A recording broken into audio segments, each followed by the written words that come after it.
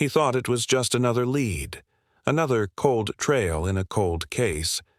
But deep in the heart of Pine Mountain, where the trees whisper secrets older than time, he found something else. A wounded German shepherd, alone in the snow, eyes filled with pain. And something more, something ancient. A door long buried. A war never truly ended. A dog who waited 30 years for one man worthy of the truth. Detective Cole Ramsey wasn't ready for destiny, but destiny was ready for him. What they uncovered would change everything you believe about loyalty, sacrifice, and what it means to be chosen. This isn't just a rescue story. It's a legacy. A secret guarded by fur, frost, and fire. And what happened next will break your heart and rebuild your hope. Before we begin, don't forget to like this video, subscribe, and hit that notification bell, so you never miss a story that just might change how you see the world. Pine Mountain was quiet that morning. Too quiet for midwinter in the Rockies. Snow blanketed the forest like a white hush, muffling every sound except for the whisper of the wind through endless rows of towering pine trees. The nearest town, Gravel Pines, Colorado, population barely 3,000 sat 30 miles to the south, and the only sign of human presence this far north was the pair of boot prints slicing through the snow. Detective Cole Ramsey, 38, moved with a focused silence, his breath visible in the biting air. He was tall, built like someone who still ran 10 miles a day, but wore the exhaustion of a man who'd stopped counting scars. His dark brown hair, now streaked with silver, was cropped close to his head. His blue-gray eyes, the kind that used to smile once, were locked forward. He wore a navy parka dusted with frost, the badge of the Colorado Bureau of Investigation tucked beneath its collar. Cole wasn't here on patrol. He was chasing the last lead in a 3-month-old case, the sudden disappearance of a retired intelligence officer named Miles Harrow. The last ping on Harrow's phone came from a remote ridge up here, and local rangers had found nothing but a burned-out camping stove and footprints that vanished into thin air. But Cole didn't believe in vanishings. People left trails, they just had to be read right. Crunch. He stopped mid-step. There was something ahead. Half buried in the snow at the base of a bent pine tree was a shape. At first it looked like a piece of clothing until it shifted ever so slightly. Cole approached slowly, hand resting on the grip of his service weapon, more out of habit than threat. It was a dog. A German shepherd, large, black, and tan, though the fur was matted with ice and dried blood. One hind leg was twisted unnaturally, and its flank rose and fell with shallow breaths. Snow had gathered in the grooves of its ribs. Cole crouched beside it, eyes scanning for signs of a trap, then looked into the dog's eyes. They were amber unusual, intelligent, unwavering, not panicked, not wild, watching him. "Hey, buddy," Cole murmured, pulling off his gloves. "You with someone? Or did someone leave you here?" The dog didn't growl, didn't even flinch. Instead, it blinked slowly and almost impossibly pressed its nose into Cole's gloved hand. Cole swallowed. He'd seen eyes like that before in the mirror after his partner Sam died. Empty, and yet holding something just out of reach. A reason. A need. "All right," he said softly. "Let's get you out of here." He took off his outer jacket, wrapped the dog as gently as he could, and carried him back down the ridge toward the temporary canvas tent he'd set up earlier that day. The trek took nearly an hour, the snow worsening, the wind slicing across his face like razors. He refused to let the dog go cold. By the time he got back to the tent, the storm was starting to build. 28 miles south, at a corner booth in the rusted mug Gravel Pines only cafe that served coffee strong enough to make your hands shake. Becca Ellison tapped the lid of her travel mug in a slow, nervous rhythm. Becca, 35, was all sharp cheekbones and sharper words. Tall and lean, with long auburn hair tied back in a messy braid and freckles that hadn't faded since she was 16, she'd once been the kind of woman who laughed loudly in libraries and always asked the wrong questions at the right time. But since leaving Denver's media scene 2 years ago, her fire had cooled into something more calculating. Today, she was dressed in faded jeans, a gray sweater, and an olive parka too thin for mountain winters. Her boots were mud-stained. A laptop sat open in front of her, an email glowing on the screen. No sender, no subject, only coordinates. Attached, a scanned image of what looked like a military map from 1944, with red ink crossing out every site except one marked with a bold red X directly over Pine Mountain. Becca stared at it. Her journalist instincts buzzed. And then, as if summoned by the weight of memory, a name rose in her mind. Cole. She hadn't seen him in over a year. Not since the funeral. But if this was what she thought it was, if the rumors about Harrow and the project called Guardian were true, then he was already too close, and she wasn't going to let him face it alone. Back at the camp, Cole leaned over the injured dog, applying antiseptic to the torn paw pad and wrapping it with gauze. The dog didn't fight him. In fact, he didn't even whimper. "You're used to this, aren't you?" Cole murmured. "You're not just some stray. You've seen things." He looked again at the collar-worn leather, nearly frozen.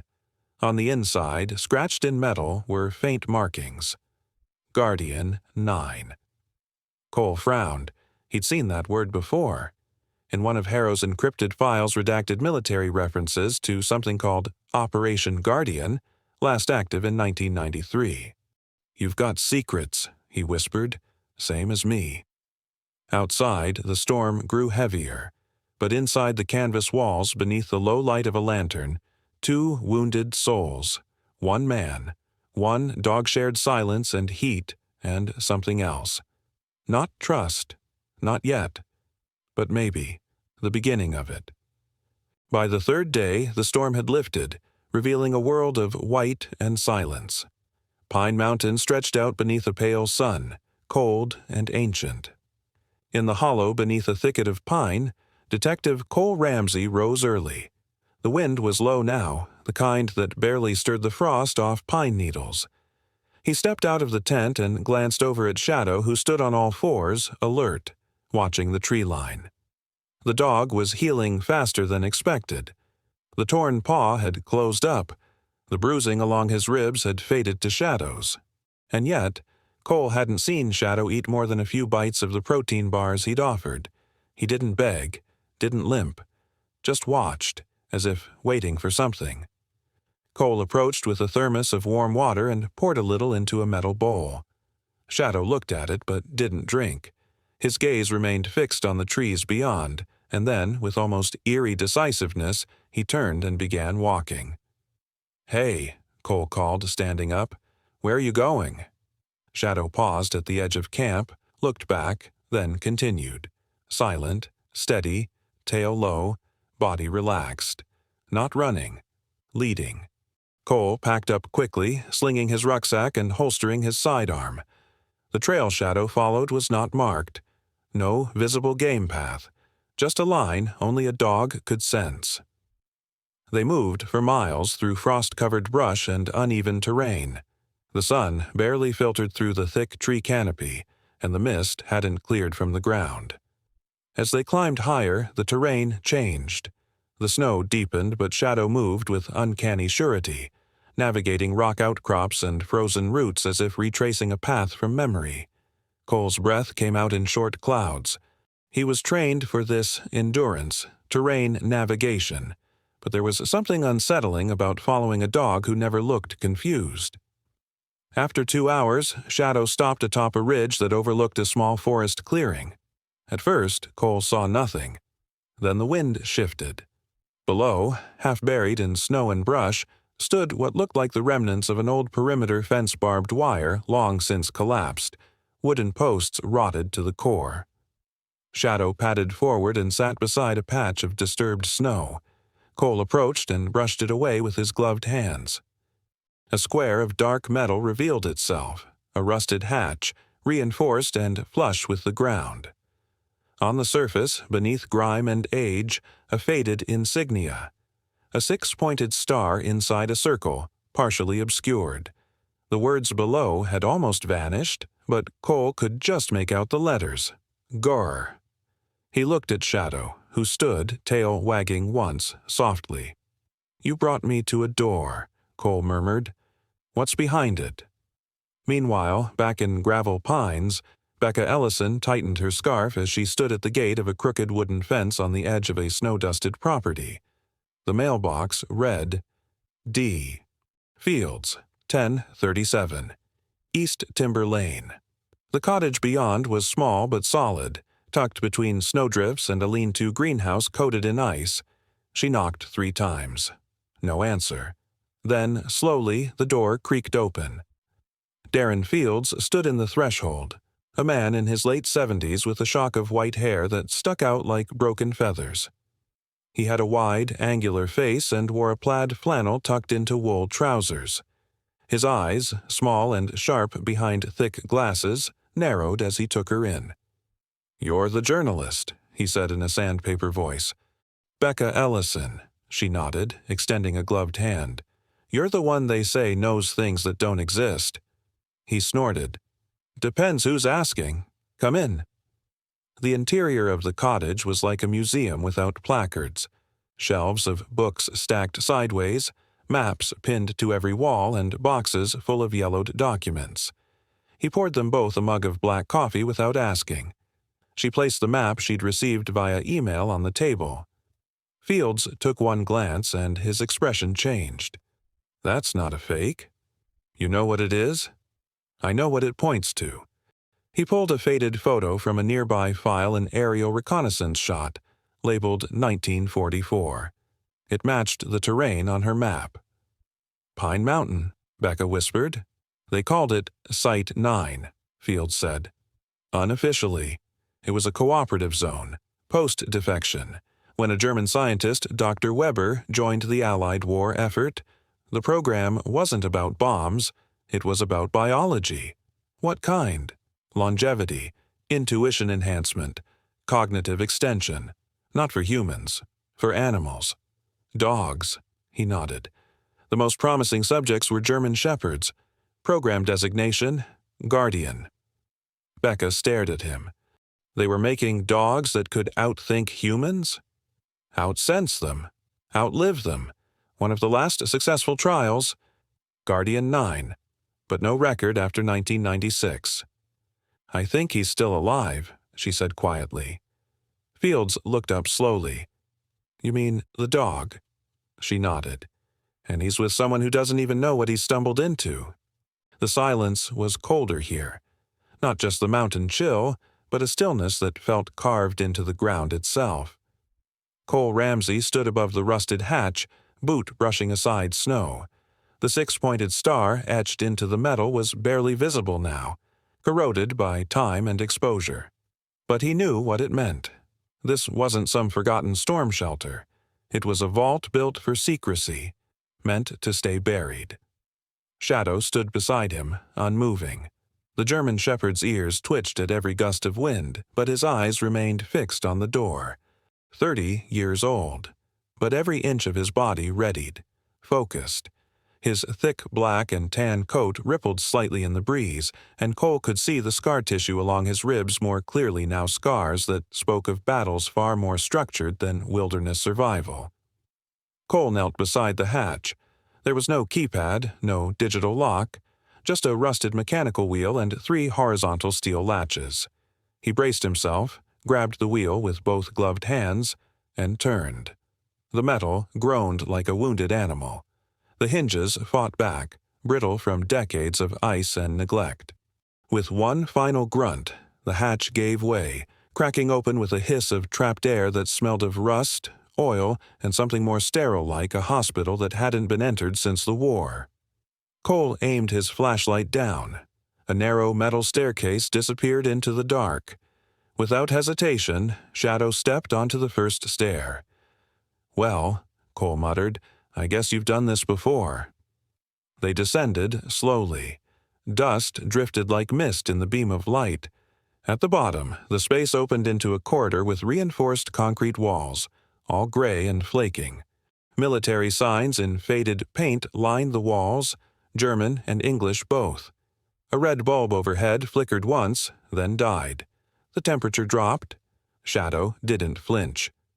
Cole swept the light across the corridor and found a sealed door labeled Room B9, Versuchs Archive, Experimental Archive.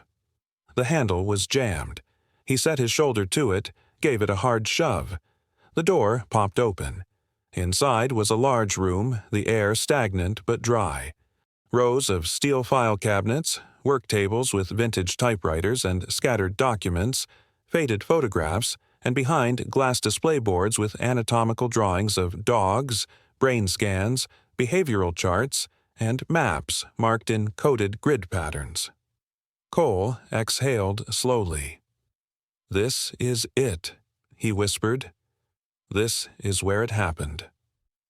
Shadow sniffed around the room without hesitation, moving past stacks of documents until he stopped at the center. There sat a steel case, unlike anything else in the room, modern, pristine, locked with 3 magnetic clamps and numeric dial. It looked untouched by time. Cole approached it, kneeling down. No serial number, no label. Just a smooth metal surface and a small circular indentation in the front. "Is this what you wanted me to find?" Shadow responded by sitting beside the box, tail curled neatly against his leg. Cole looked at the numbers on the dial, trying to remember the files he had glimpsed in Harrow's encrypted notes. Nothing direct, but perhaps a sequence. A code? He didn't try it. Not yet. He stood and began photographing everything with his phone, the documents, the boards, the maps. He knew this wasn't just evidence. It was history. Possibly the kind of history that had already gotten people killed. He reached for a leather-bound notebook lying beneath a curled map on the desk. It was in German, with small, tight handwriting. The first entry read, Dr. Weber, 14th of March, 1944. First successful cognitive enhancement test complete. Subject, G9. Cole looked at Shadow again. Guardian 9. In Gravel Pines, Becca Ellison sat in the front seat of her SUV, laptop on her knees, hotspot modem blinking weakly from the cup holder. The signal was miserable, but she was trying to compress a folder of images Darren Fields had shown her, photocopies of maps, newspaper clippings, and 2 letters mentioning Continuity Division. She'd seen the name before. Novus Development. Across the street, the glass-fronted building loomed sterile in the twilight, its logo glowing faintly in white. A half hour earlier, she had parked a block away and approached on foot to snap photos. The building's top floor lights were on despite the weekend. Something was happening inside. She'd taken photos of the backlot just in time to catch a military-style cargo truck leaving the compound dark green, unmarked except for a faint logo on the back, 2 concentric circles enclosing a vertical line, and the words Continuity Division beneath. She had immediately returned to her car. Now she stared at the blinking upload bar. 12%, 13%, and then signal lost. "Come on," she hissed, refreshing the connection. Suddenly, a black SUV pulled into the lot across the street. Becca's instincts screamed. She turned off the laptop and reached under her seat for the emergency SD card. She slid it into her coat lining, zipped it, and restarted the car. In her rearview mirror, a man stepped out of the SUV. Medium build, black coat, no logos. But his eyes swept the lot like someone trained to track movement. Becca pulled out quietly and merged into traffic. If she didn't get this to Cole soon, there might not be a chance later. Back in the underground room, Cole felt a sharp prickle on the back of his neck. He wasn't alone. Shadow stiffened. Footsteps. Soft. Deliberate. From deeper in the hallway. Cole pulled his flashlight and gun simultaneously, aiming toward the door. The beam cut through the dust, but nothing appeared. Then a whisper, like air escaping a pipe. Or breathing. He waited, heart thudding. Shadow stood completely still. Nothing followed. After a long minute, Cole lowered the weapon. He packed the notebook, a few key documents, and carefully closed the metal box again. Shadow followed without a sound. As they climbed the staircase back toward the hatch, Cole's mind reeled. Not just at the strangeness of the lab or the eerie sense of surveillance, but at the question pounding behind his eyes. Why now? Why had Shadow led him here? And more importantly, what was Guardian 9 guarding? Still, dawn was slow to touch Pine Mountain. The sun, hidden behind heavy winter clouds, bled faint gold over a landscape glazed in frost and shadow. Cole Ramsey trudged along the narrow ledge above the valley floor, Shadow trotting silently beside him. The air was thin here, sharp enough to sting the lungs, and quiet enough to make every crack of ice underfoot sound like a warning. Cole hadn't spoken in hours. The documents from the underground lab still burned in his thoughts, the mention of Dr. Weber, the designation G9, and the steel case sealed like a secret coffin. But, more than anything, it was the dog beside him that disturbed him most. Shadow was watching. Not just the trail, but him. Cole could feel it. There was intention behind every glance, and when Shadow finally stopped at the edge of a frozen ridge and looked down into a thicket of snow-covered spruce, Cole knew they'd reached their destination. Nestled in the fold of the valley was a cabin almost invisible against the white. A simple wooden structure, smoke trailing faintly from the chimney as if it were breathing. Shadow descended without hesitation. Cole followed, hand on his sidearm, not out of fear, but readiness. As they approached, the cabin door creaked open. A man stepped out. He was tall, lean despite his age, with sharp shoulders and a long, sunken face. His beard was silver and full, and he wore a faded wool coat patched at the elbows. His hands were calloused and scarred, but his eyes, steel gray and piercing still, burned with the clarity of someone who once lived by precision and code. Dr. Walter Klein, age estimated near 90, though his posture barely bowed. A former biologist, thought dead since 1992. He stared at Shadow, then at Cole, and spoke with a faint German accent dulled by decades in hiding. "You found him," he said. Not a question. "I think he found me," Cole replied. Klein opened the door wider. "Then come in. We don't have much time." Inside, the cabin was as utilitarian as a field laboratory shelves lined with old chemical jars, books in German and English, and blueprints tacked to every beam. A wood stove crackled in the corner. The smell of dried herbs and metal filled the air. Cole took a seat at the heavy wooden table while Shadow curled near the stove, lying down with the ease of someone returning home. Klein poured tea into mismatched cups. "You're from law enforcement, I can tell. The posture, the hesitation before trusting your seat." "Detective, Colorado Bureau of Investigation." Klein nodded. "And yet, you followed a dog to a buried facility most of the world doesn't know exists." "I followed a ghost," Cole said, "and found a story no one's telling. You're part of it." Klein sat. "I was a part of many things. But Project Guardian, that was my sin and my salvation." He reached behind him, pulling down a binder old leather, worn smooth, and laid it on the table. The title on the spine was handwritten, Weber Klein Protocols, G1, G12. "Shadow is Guardian 9, G9, Klein said, "one of the final test subjects before the program was shut down. The serum worked more than we hoped. Intelligence, intuition, lifespan. But the ethics, they fractured us." "How old is he?" Cole asked. 30, biologically around 10, but cognitively. Klein glanced toward the dog. "Closer to a human adult. He doesn't just understand commands. He evaluates intent." Cole leaned forward. "Why did he bring me here?" Klein smiled faintly. "He's looking for his next guardian. That's how the final protocol was designed. When the network collapsed and the project's central authority disappeared, Guardian units were instructed to go dormant. Wait, observe, choose. "Choose who?" "You," Klein said plainly. "If you're sitting in this room, then he's already chosen you. G9 doesn't make mistakes." Cole sat back, silent. He looked at Shadow again, not as a dog, but as something that had outlived wars and memories. It wasn't loyalty in those amber eyes. It was legacy. 200 miles south, the fluorescent lights of an empty parking garage flickered over concrete in shadow. Becca Ellison struggled against the zip ties digging into her wrists, her face scraped, hair disheveled, coat torn. Blood trickled from her temple, dried into her collar. She had been grabbed just after she left Novus Development. Black SUV.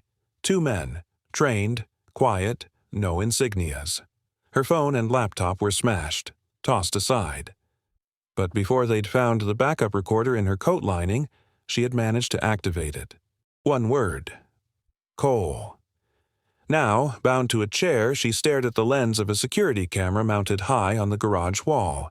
Someone was watching. "You're not going to get anything from me," she muttered to the dark. A figure stepped into view. A woman, tall, dressed in a gray tactical coat and leather gloves. Her hair was jet black and tied back severely, her cheekbones sharp and her eyes cold as glass. Commander Dana Rohr, Field Operations Head of Continuity Division. Her voice was precise, free of emotion. "We already have what we need, but you're useful until you're not." Becca smiled through cracked lips. "Then you better use me fast." Miles away, in a forest cabin, Cole's satellite phone buzzed once barely a tremor. A backup channel, encrypted. He opened the message, an audio file, static. Then Becca's voice, faint but urgent. "Cole, they know. Novus is not what it seems. Continuity is real." Then silence. Cole's grip tightened. Shadow, from across the room, looked up. His ears twitched. He had heard it too. "We need to move," Cole said, standing. Klein nodded. "Then you'll need everything I know." The storm had shifted south, but its echo lingered in the wind, as if the mountains themselves remembered.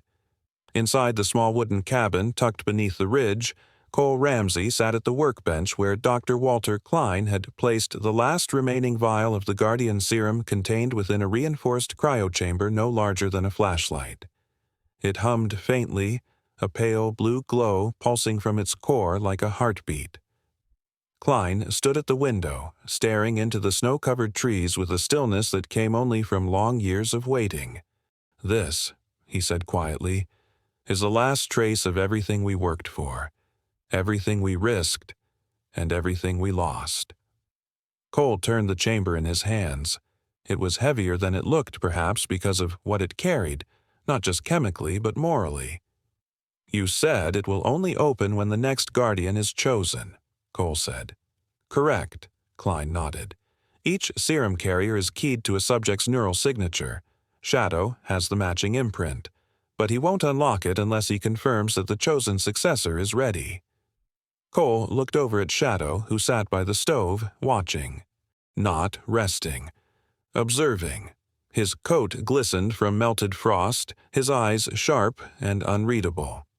At 30, he was not just a marvel of longevity, he was the last living code of a forgotten legacy. Klein approached the table, his steps deliberate. There were 12 canines originally selected for Phase 3 trials. Only 3 reached full cognitive and behavioral integration. Guardian 9 was the most advanced. Not only did he survive, he adapted, learned emotional recognition, strategic autonomy. He's more than enhanced, he's aware. Cole set the vial down slowly. "So he's been waiting. For me." "For someone like you," Klein corrected. "Shadow was trained to detect character patterns, loyalty, resilience, strategic thinking. It's not random. You being here is not coincidence." Cole's jaw tightened. He didn't like destiny being handed to him like an assignment. Before Klein could say more, Shadow stood suddenly and walked to the door. His body went rigid, nose tilted into the wind. Then, with a short growl, he turned south. The satellite phone on the table buzzed again. A message, encrypted. Cole unlocked it. The screen flickered to life with a name and voice message. Marshall Reed. A contact from Cole's past unofficial, buried in deep channels. The name came with weight. Reed had been an FBI field intelligence officer, tall and wiry, mid-40s, with gray at the temples and a reputation for operating off the books.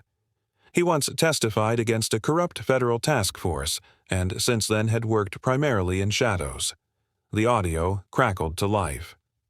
"Cole, it's Reed. I don't know how deep you're in, but continuity division is real. They're pulling something heavy through Novus Development, and the chatter points to Pine Mountain. Becca Ellison's name came up in a recent intercept. She's flagged. I don't know where you are, but if she's involved, she's already in danger. Watch your six." Cole's blood chilled. He looked at Shadow, who was already moving, ears pricked, posture alert. South. "You felt it before I even heard it," Cole whispered. Klein approached, holding out a folded envelope. "This is the contact card for my former courier if you're forced to move the vial. His name is Eli Cormack. Anchorage-based. He's discreet, and he knows nothing of the science, only the importance." "I'm not running," Cole said. "No," Klein agreed. "You're going after her." 40 minutes later, Cole and Shadow were cutting through knee-deep snow, following a narrow forest trail veering southward. The coordinates from Becca's last known location and Reed's warning pointed them toward the outskirts of the mountain and old service road that once supplied mining operations before being closed off in the 80s. As they reached the ridge above the frozen ravine, Cole paused to check his signal booster. Still weak. "We won't get another alert if they move her," he muttered.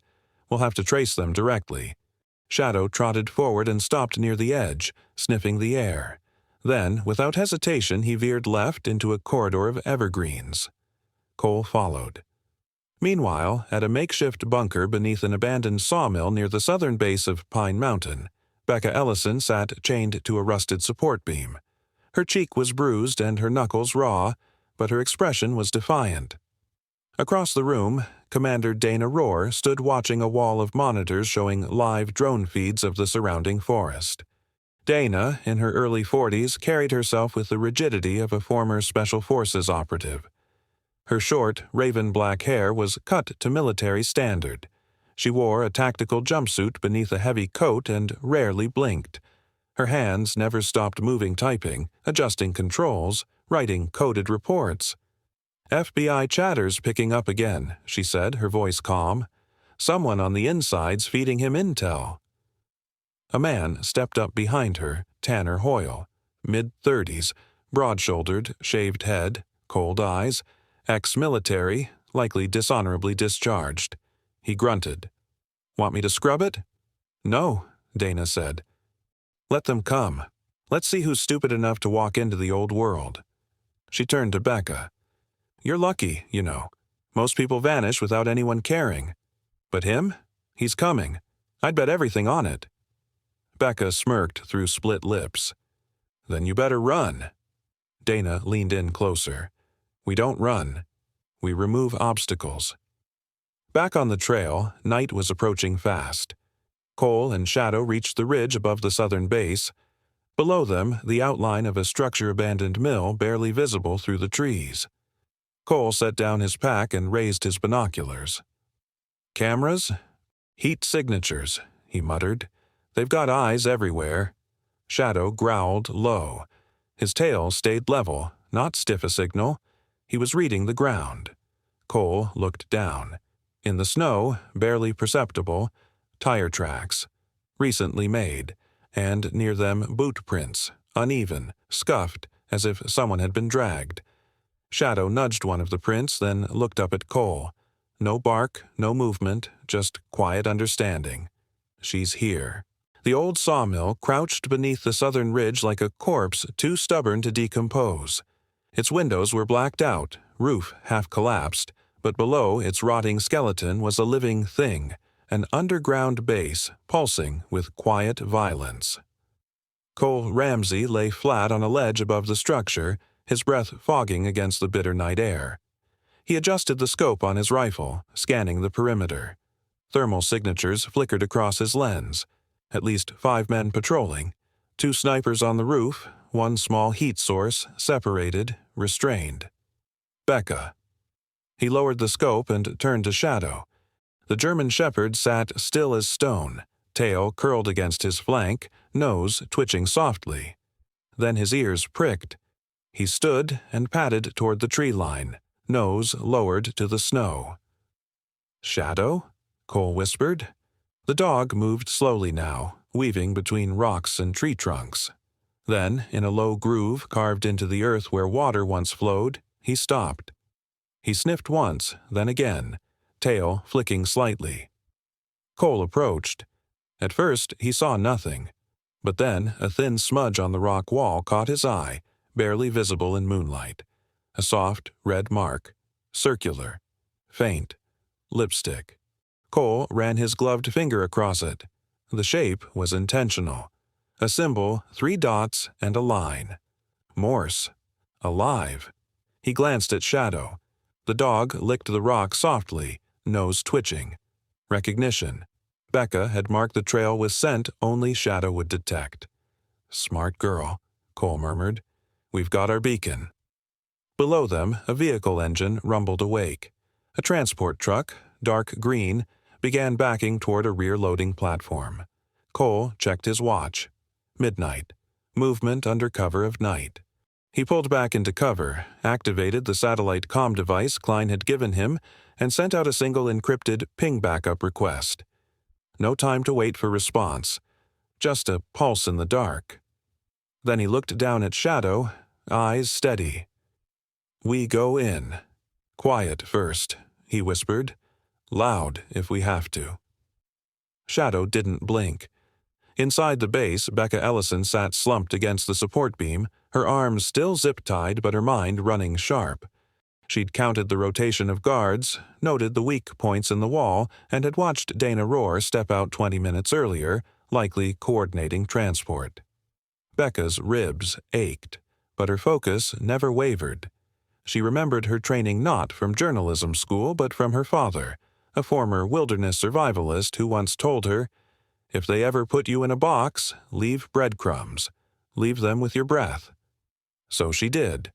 Lipstick on stone. Her signature scent jasmine and cedar.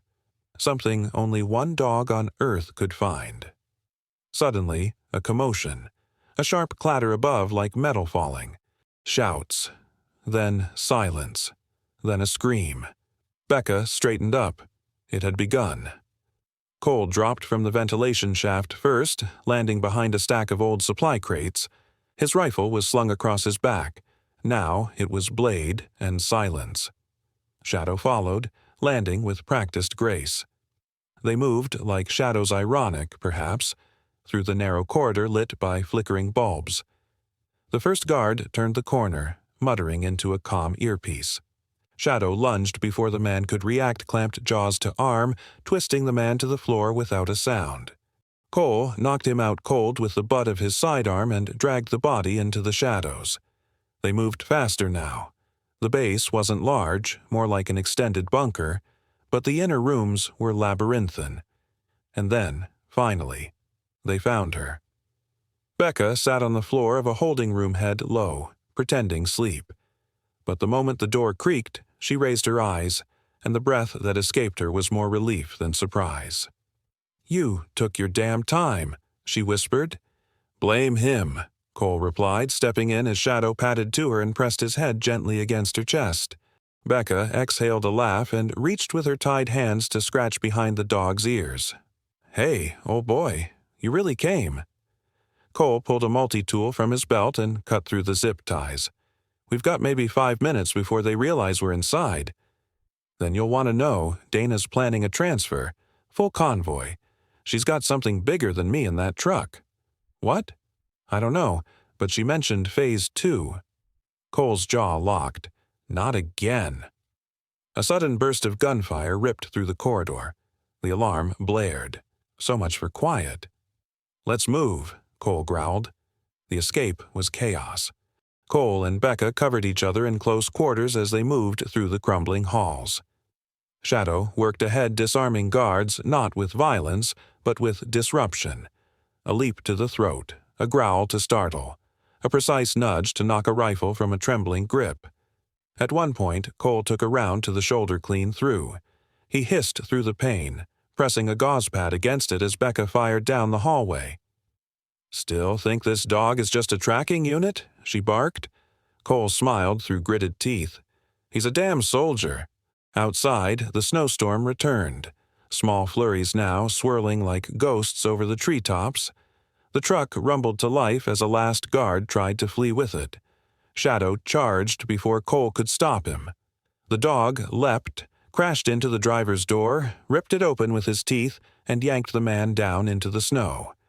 Cole limped to the truck and yanked open the cargo bay. Inside, crates marked Property of CD, Restricted Genetic Material. Phase 2 wasn't theory. It had begun. Cole slammed the doors shut, locked them, then turned to Becca. "We burn it." She nodded without hesitation. They set the charges from Cole's pack military grade, courtesy of Marshal Reed. As the team regrouped at the edge of the clearing, Cole watched the explosion rise like a fiery breath from the mountain. The fire lit Shadow's fur in gold. He stood tall against the light, unmoved by the violence as if he had seen too many fires before. Cole knelt beside him. "You knew all of this was still alive. You brought me here to end it." Shadow pressed his head against Cole's shoulder just for a second, and then they turned away into the snow. The flames from the exploded convoy were still licking the night sky when Cole Ramsey, bleeding through the shoulder of his jacket, stepped into the clearing. The snow was melting beneath the heat, steam rising like the breath of something ancient. Shadow stood beside him, body tense, eyes locked on the path descending from the south ridge. Becca leaned against a tree, her breath ragged but even, lips split and bruised. The adrenaline had begun to wear off, and her knees were buckling beneath her. But she was standing alive, awake, and more stubborn than ever. Cole keyed in the last set of coordinates on the secure comm device Marshal Reed had provided. A blinking green light responded. Their emergency beacon had been received. Backup was en route, but they couldn't wait. Shadow lifted his head. A low growl rumbled from his chest.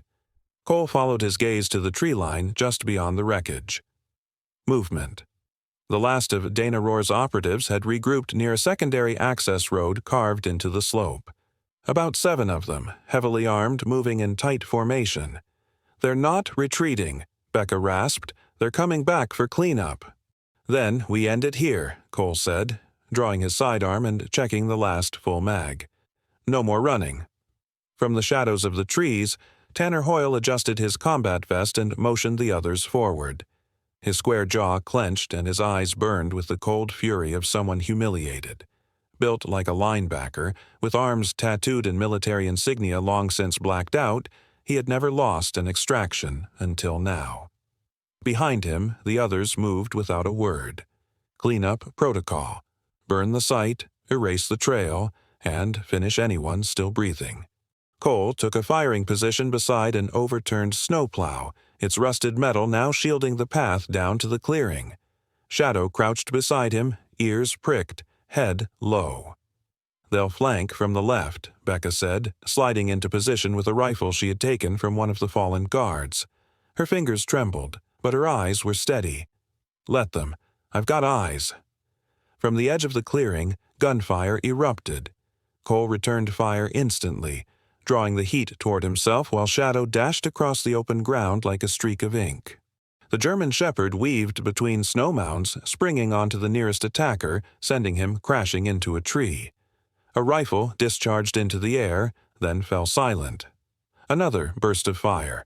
Cole grunted, taking a second hit along the thigh, but he didn't stop shooting. He was buying time. Shadow was the blade. He was just the hand. Becca, high on the slope, picked off the sniper from behind a fallen log, her bullet clean through the lens of his scope. Suddenly, a low rumble echoed through the valley. Not thunder. Engines. A fleet of black SUVs crested the ridgelights off, but formation tight. At the head of the convoy was a matte gray armored van, marked only by the Silver Eagle seal of the Federal Emergency Investigations Division, FEID. the hidden extension of federal operations tasked with handling internal threats too dangerous for the public eye. Out stepped Deputy Director Jules Hanley, a tall, thin man in his late 50s with a tightly cropped beard and wire-rimmed glasses. He wore a long black overcoat over a tactical vest, and though he walked with a cane, his right leg damaged in the Balkan conflict, his voice carried the edge of absolute authority. "Stand down," he ordered, voice amplified. "This site is under federal seizure. Continuity operatives, drop your weapons and lie face down." Some hesitated. Shadow snarled from behind a tree, then leapt into view. 3 operatives immediately dropped their rifles and froze. Hoyle cursed, tossing his weapon aside with a growl. "This isn't over." Hanley didn't blink. "Yes, it is." Within minutes, every last operative was in cuffs. Some shouted about being patriots, others stayed silent, but none escaped. None. 2 hours later, as the smoke faded and the scene locked into federal jurisdiction, Cole, Becca, and Shadow stood near the extraction vehicle. Cole's thigh was bandaged, his shoulder splinted. Becca wore a thermal blanket around her shoulders, sipping from a metal mug of bitter coffee handed to her by a young medic. Shadow stood nearby, still alert, but finally still. Across the snowy field, Deputy Director Hanley approached. "Ramsey." "Sir, we reviewed your full submission. Agent Reed verified the signal and documentation. Continuity Division is officially being shut down. Novus has already been frozen, pending deeper investigation." Cole didn't respond. His eyes were on Shadow. Hanley followed the gaze. "Is it true, what Klein said? About him?" "It's all true," Cole said quietly. Hanley gave a short nod. "Then keep him safe." He turned and walked away. Miles north, at the original cabin nestled in the valley beneath the glacier, Dr. Walter Klein stood before a heavy steel terminal embedded in the wall. The old lab had once been state-of-the-art. Now it was a tomb. He keyed in a sequence 12 digits, all from memory. The machine groaned to life. A soft beep followed. A red light blinked. A hatch opened, revealing a detonation module pre-programmed decades ago, but never used. Klein reached out, hand trembling not from fear, but from finality. "We were trying to save the world," he whispered. "But we should have known. Some things aren't meant to last forever." He pressed the button. The floor beneath him rumbled once. A deep hum passed through the walls. Then silence. Outside the cabin, snow fell quietly as a mountain breathed its last secret. In the clearing, miles away, Shadow lifted his head. And for a moment, he simply watched the stars. 6 months had passed since the final flames of Pine Mountain faded into the wind, and the cold had returned not as a threat, but as a silence. Alaska, in its endless white, had swallowed what the world no longer remembered. At the base of Mount Iliamna, camouflaged beneath layers of rock and snow, stood a research station that didn't exist on any map. From the outside, it resembled a wildlife observatory solar panels, steel outbuildings, snowmobiles tucked into wind shelters. But beneath its unassuming surface was a secure archive, a lab, and a vault housing what remained of Project Guardian. Detective Cole Ramsey stood on the rear deck of the compound, a heavy parka drawn tight around his shoulders. His frame was leaner now, but firmer, battle-forged. His beard had grown in, peppered with gray. He no longer looked like someone searching for answers. He looked like someone who had found his purpose and now guarded it. Beside him, curled into a thick wool blanket, sat Becca Ellison. Her auburn hair, now shorter, caught bits of snow like threads of silver. She had the same sharp eyes, but they softened more often these days, especially when she looked at Cole or the aging German shepherd who lay at her feet. Shadow, now visibly older, bore more white around the muzzle. His breathing was slower, but there was still something impossible in those eyes, a clarity untouched by time. He rarely barked. He didn't chase. But he watched the world like a king who no longer ruled, yet never stopped protecting his realm. "I finished it," Becca said, her voice soft. Cole glanced down. Becca held out a thick printed manuscript bound with a single leather cord. On the cover, Whispers Beneath the Pines. I changed the names, switched timelines. Some of it reads like science fiction, she added, but the core of it is true. What do you want to do with it? Send it to every publishing house that still believes stories can matter. She smiled. If one person reads it and remembers how to believe in loyalty, then Shadow did his job. From inside the cabin, a sharp bark echoed. Becca turned. That sounded higher. They both stood and moved quickly toward the main hall. The bark came again closer this time, urgent but playful. Becca opened the back door into the snow-covered courtyard.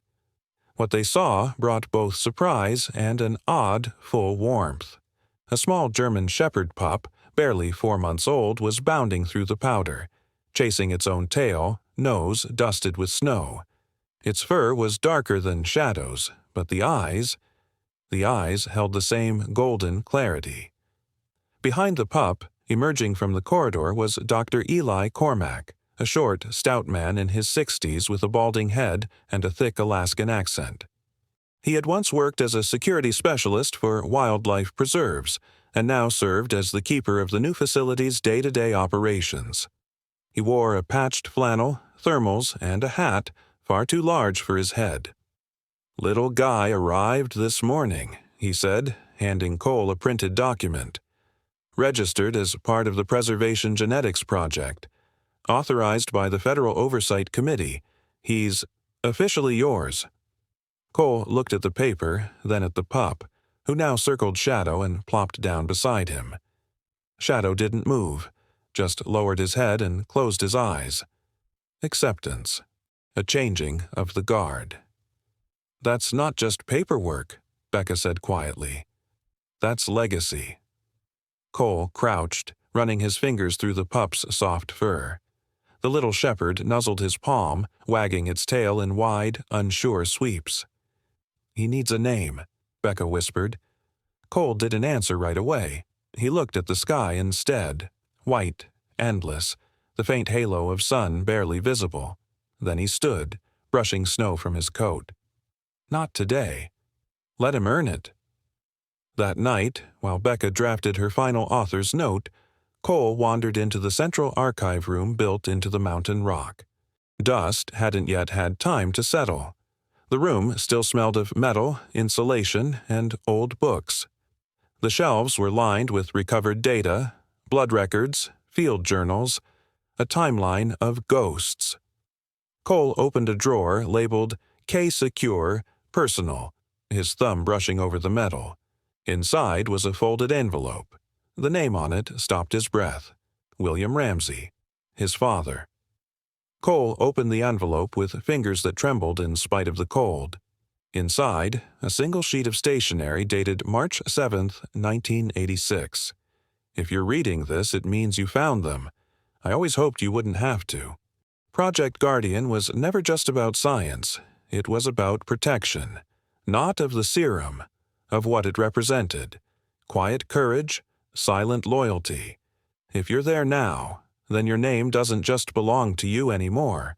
It belongs to the line of men and women who watched from the shadows so others could sleep in the light. Remember, Guardians don't need medals. They need resolve. Cole closed his eyes. The dream hadn't started with him. It had been passed on. Father to son, handler to hound, silent to silent. He folded the letter and placed it back in the drawer, sealing it like a vow. At midnight, the facility lights dimmed. Becca curled near the fire, the pup snuggled beside her. Shadow rested just beyond, his breath deep, his body still, but not asleep, watching. Cole stood outside, snow brushing his shoulders, eyes on the mountains. He had found the gate, and now he guarded it. We don't get to choose where our story begins. Some of us wake in silence, others in storms. But what we can choose is who walks with us into the chapters still unwritten. That little pup didn't just find a home. He stirred memories buried beneath snow and silence. He brought warmth to the weary, stitched-together hearts cracked by time, and stood watch over a legacy nearly lost. In his playful eyes lived the echoes of giants of guardians who gave their lives not for glory, but for love. And perhaps that's the lesson we all need. That even in a world frayed at the edges, one loyal heart can reignite what was thought extinguished. So if this story touched you, share it. Comment with your thoughts or the name of a guardian in your own life. Subscribe for more stories that remind us of what still matters: loyalty, courage, and the quiet power of connection. And wherever you are, may the road ahead be kind, and may God bless every soul who still dares to believe in something good.